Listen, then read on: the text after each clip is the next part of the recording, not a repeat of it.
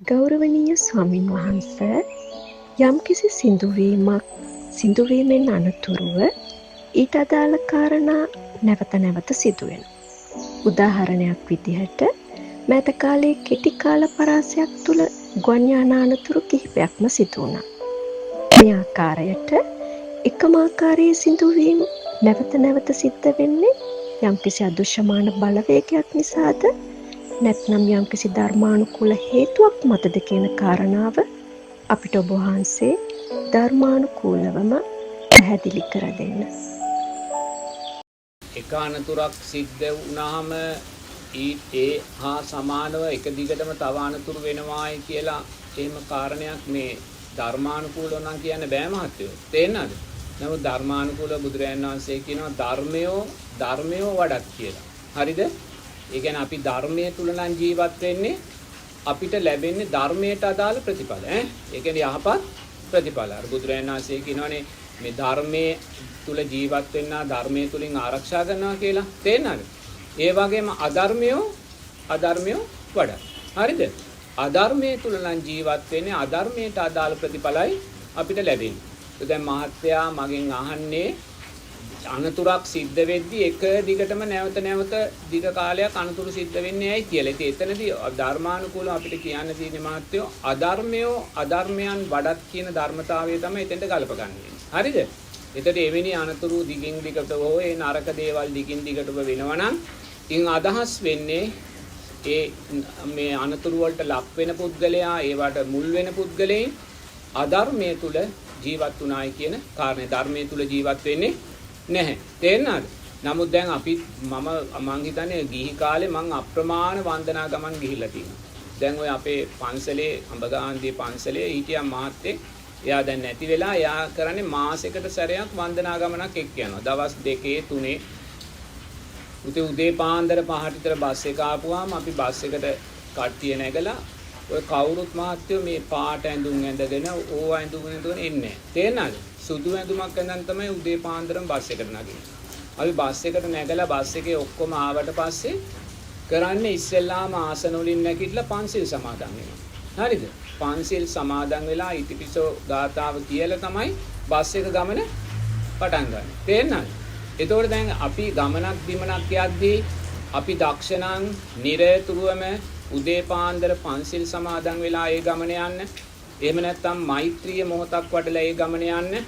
ඒ වගේම ඒ ගමනේදී ගමනේ යන අය සියලු දෙනාම මහත්යෝ ධර්මයෝ වඩත් කියන තැන ඉන්න. හරිද?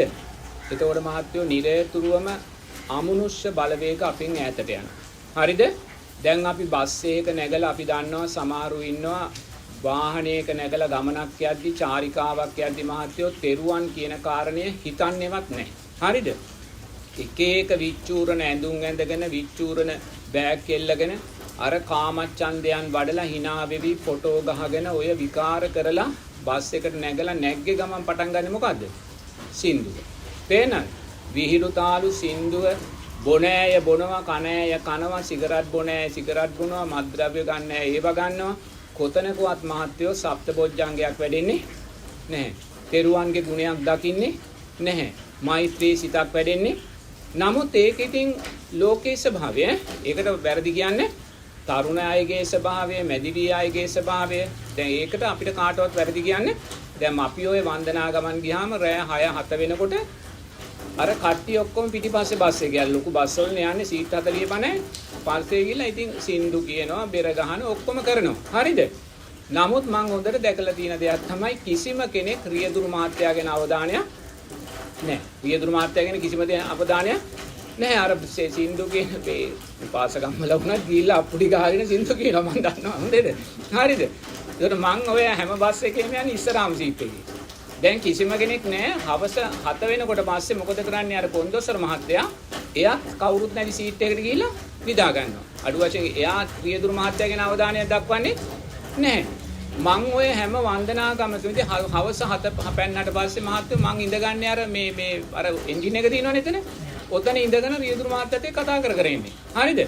රෑ 10 11 12 වෙනවනේ දුර ඉඳන් යන්න හෝ එන්න මං කොහේ ගියත් ඔතන ඉඳගෙන තමයි මම එක්කවර ෆුට්බෝල් එකේ උඩ පඩියේ ඉඳගෙන අරයත් එක්ක කතා කර කර මොකද මම හැම වෙලාවෙම බලන්නේ මේ මිනිහයාට නිින්ද අවධානය කැඩෙයිද කියලා. තේරෙනවද?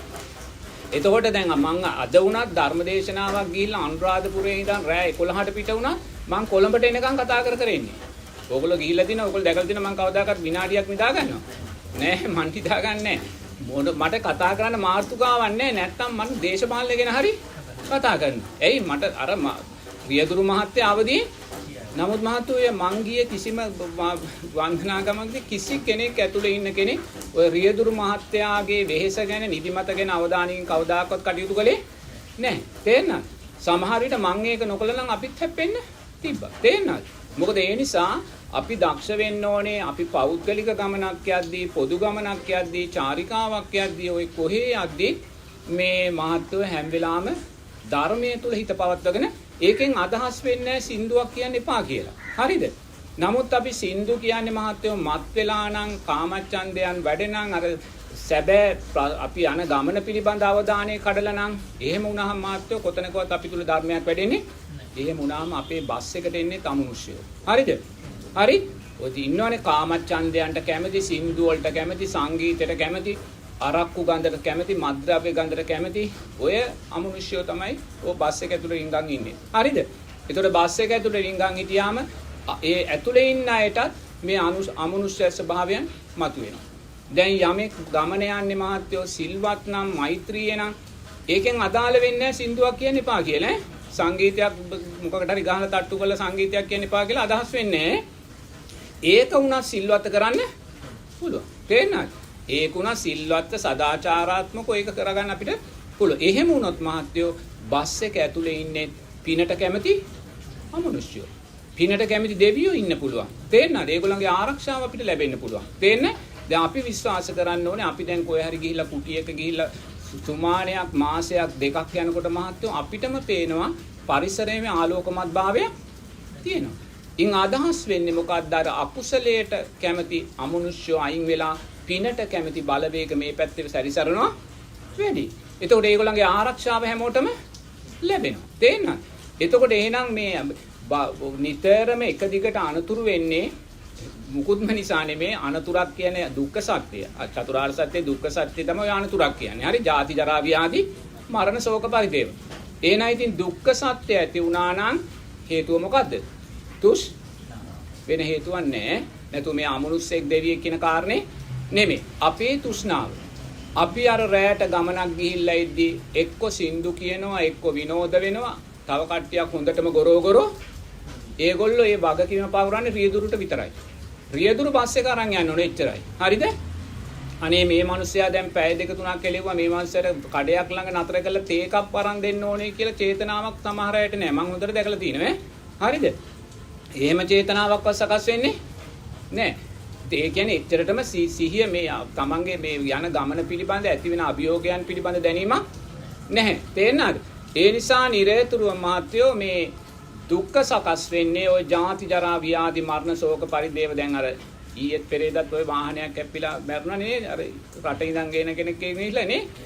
දැඩි මේ අධිවේග මාර්ගේ. ඒතකොට දැන් මේ මොකද්ද වෙලා තියෙන්නේ? නිින්ද ගිහිල්ලා. තේන්න නිින්ද ගිහිල්ලා. ඒ නිින්ද ගිහිල්ලා කියන්නේ කුමක් කරේ තුෂ්ණා? කාමච්ඡන්දයන් කරේ තුෂ්ණාව. තීන මිද්‍ය පංච නීවරණ. තේන්නද? නිින්ද කියන්නේ පංච නීවරණයක් නේ. ඉතින් වාහනයක් කෙලවෙලා නිින්ද ගියා කියන්නේ පංච නීවරණයක්. ඉතින් ඒ කියන්නේ සමන්ගේ ගමන පිළිබඳ අවධානයෙන් ඉඳලා නෑ මේ ගමනේ අභියෝගයන් පිළිබඳ අවධානයෙන් ඉඳලා නැහැ. ඉතින් ඒ නිසා මාත්‍ය එවැනි දෙයක් සිද්ධ වෙන්නේ ඒ දුක්ඛ සත්‍ය ඇති වෙන්නේ මිනිස්යාගේ තෘෂ්ණාව නිසා. ඒ නිසා නිතර අනතුරු වෙනවා නම් අපි එකෙන් අදහස් වෙන්න ඕනේ මිනිස්යාගේ තෘෂ්ණාවේ තියෙනා වූ තීව්‍රභාවය. එයා හැම වෙලාවම අධර්මයෝ වඩත් කියන තැන තමයි ඉන්නේ. ඒ නිසා පින්වතුල්ලා ගමනක් බිමනක් යද්දි චාරික මොකද මට තාම හොඳට මතකයි මම එක සැරයක් ඔය වෑන් එකේ ආවේ 8-10 දිනක් වගේ ආවා ඔය කතරගම ඔය ඇවිල්ලා අපි නතර වෙලා හිටියේ උතන වීරවිල ගුවන් හමුදා කඳවුරේ. එදා අපි ඒ නතර වෙලා ඉඳලා මේ ආවා කතරගම කිරිවෙහෙරට වඳින්න.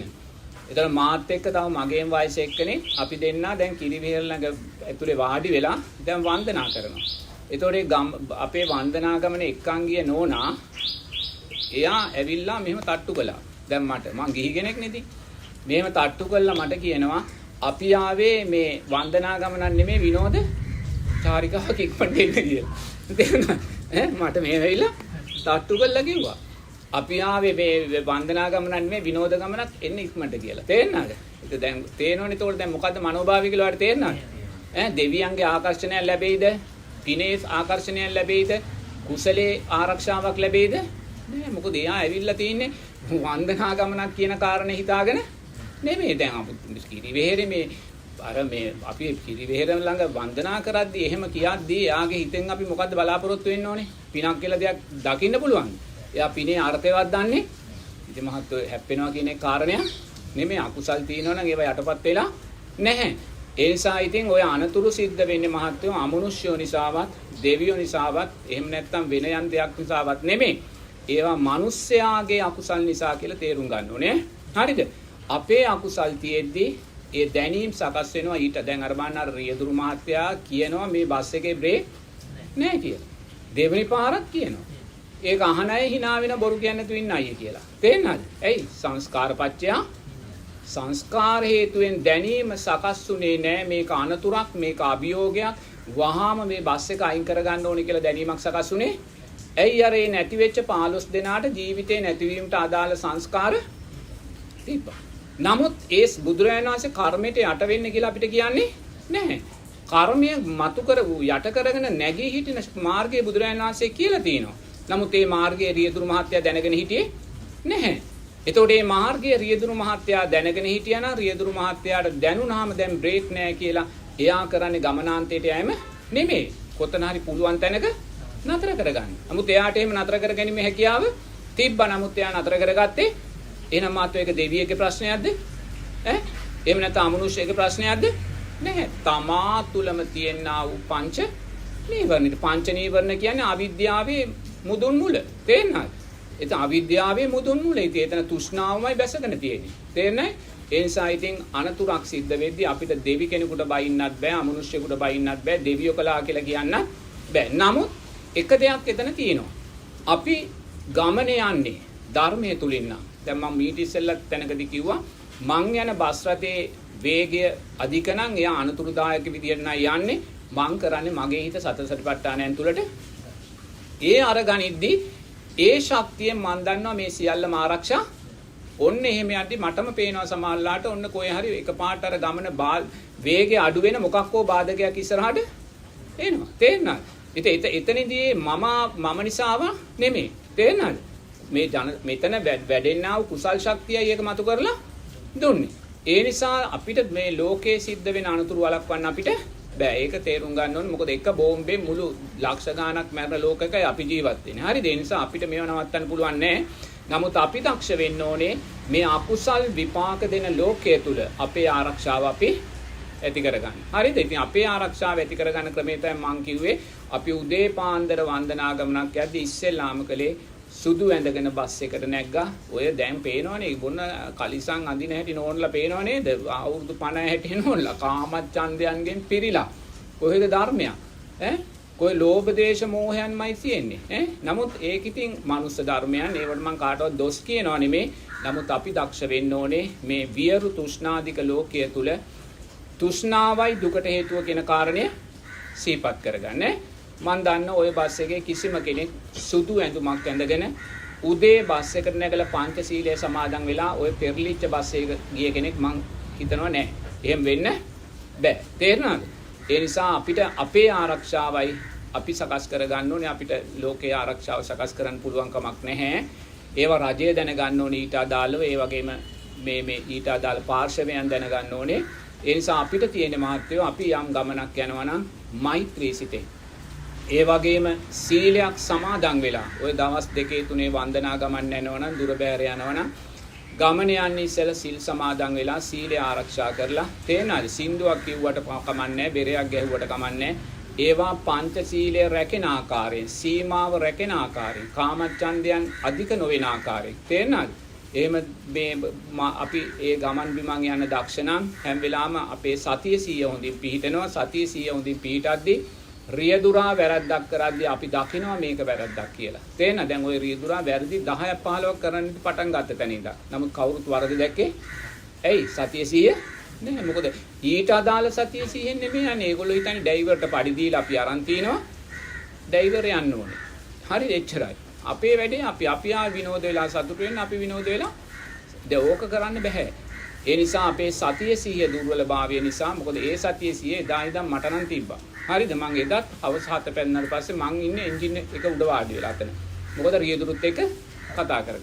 හරි අනිත් මිනිස්සුන්ට හිතනවාද මේකට පිස්සු මේ රියදුරුත් එක්ක මං කතා කළාම රියදුරු වාහනේ අපගනි කියලා හිතන මිනිස්සු ඉන්නවා. මොකද මේ මනුස්සයාගේ අවධානය ඒ මිදල එයත් හදන්නේ මාව ගිහිලා වාඩි කරන්නේ. ඒ අර වගේ මේකක් නෑ. මොකද්ද මෙතන වෙන්නේ? මොකද අනිවාර්යයෙන්ම ඕනම බස් එක මාත්‍යෝ මං දුර බැහැර අපේ ළඟම බස් වලත් ගිහිලා තිනවා, ප්‍රයිවට් බස් වලත් ගිහිලා තිනවා.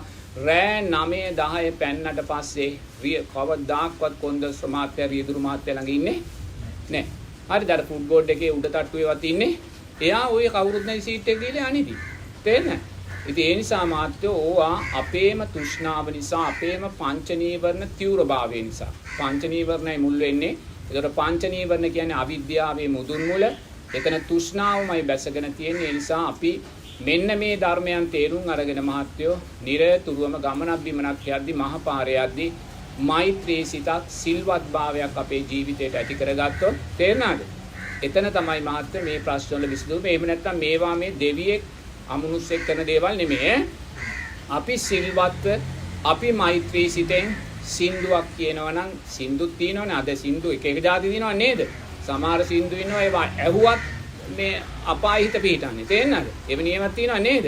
ඉතින් එහෙම නෙමේ අර වැදගත් විදියට ඒවා කරන ක්‍රම තියෙනවා. ලෝභ දේශ මොහයන් අඩු වෙන විදියට. ඒ නිසා ඒ ආකාරයෙන් යද්දි මහත්යෝ අපිට දෙවියෝ ආශිර්වාද කරනවා. හරිද? දෙවියොත් ආශිර්වාද කරද්දී අපිට කුසල් සිත් මතුවෙනවා. මේ වෙන්නේ වැරද්දක් කියලා අපිට දැනීම් සකස් වෙනවා. එහෙම දැනීම් සකස් වෙද්දී රියදුරු මහත්තයා කිව්වොත් බ්‍රේක් නැහැ කියලා අපි hina වෙන්නේ. අපි කියන්නේ අනේ මහත්තයෝ වහාම අයින් කළා. හරිද? නමුත් එහෙම දෙයක් වෙන්න නම් අපිට දෙවියන්ගේ ආකර්ෂණය තියෙන්න ඕනේ. ඒ තුලින් අපිට දැනීම් සකස් වෙන්න ඕනේ. දෙවියන්ගේ ආකර්ෂණය අපිට ලැබෙන්නේ අපේ කුසල් තියෙනවා නම් විතරයි. අපි අකුසලයේ ඉන්නවා නම් දෙවියන්ගේ ආකර්ෂණයත් අපිට සකස් වෙන්නේ නැහැ. තේරෙනවද? ඒ නිසා දෙවියන්ගේ ආකර්ෂණය සකස් වෙන්නත් අපි තුල කුසල් සිත් මතුවෙන්න ඕනේ. ඒ නිසා අපි තුල කුසල් සිත් මතුවෙන්නේ නැත්තම් ඇඳුමෙන් පැළඳුමෙන් පවා කාමච්ඡන්දයන්න් වඩන්නේ, හැසිරීමෙන් කාමච්ඡන්දයන්න් වඩන්නේ, සින්දුවෙන් සංගීතනොත් අධික කාමයන් නම් වඩාගන්නේ, මත් වතුර නම් ගන්නෙ, සිල්පද නම් බිදින්නේ. අපේ වාහනේ ඇතුලේ තින්නේ මහත්යෝ අරක්කු ගඳට කැමති අමනුෂ්‍යෝ මයි. හරිද? මේ කාන්තාවන්ගේ අර මේ කාමච්ඡන්දයන් වැඩෙන රූපයන් දැකලා සතුටු වෙන අමනුෂ්‍යයන් කවදාක්වත් ඒගොල්ලන්ගෙන් අපිට යහපතක් වෙන්නේ. ඒ නිසා අපිට අනුතුරු අඳුර ගැනීමේ සංයමය, විනය අපි තුලින් පිළිහිලා. ඒක උතන තමයි මහත්ය අපි මතු කරගන්නේ.